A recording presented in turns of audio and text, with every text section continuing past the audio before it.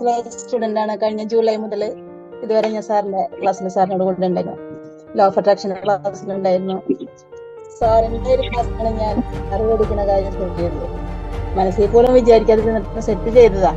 പക്ഷെ ഒരിക്കലും നമ്മ ആഗ്രഹിച്ച കിട്ടില്ല എന്നുള്ളത്, കിട്ടുമെന്നുള്ള കാര്യത്തിൽ നമുക്ക് ഉറപ്പായത് ഈ ഒരു ക്ലാസ്സിൽ വന്നിട്ടാണ്. കാരണം ഞാൻ ഒരിക്കലും അതിനെക്കുറിച്ച് ഞാൻ ചിന്തിച്ചിരുന്ന തന്നെ ഇല്ല. സാറിന്റെ ക്ലാസ്സിൽ വന്നപ്പോൾ എനിക്ക് തോന്നി ഒരു കാർ എന്തായാലും സെറ്റ് ചെയ്യണം.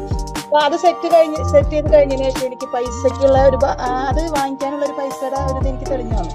അപ്പൊ കുറച്ച് ദിവസം കഴിഞ്ഞപ്പോ അത് ഇല്ലാന്നപ്പോ, എന്നാലും ഞാനത് വന്ന് പിടിക്കില്ല, ഞാനത് സ്ഥിരമായിട്ട് ചെയ്തു.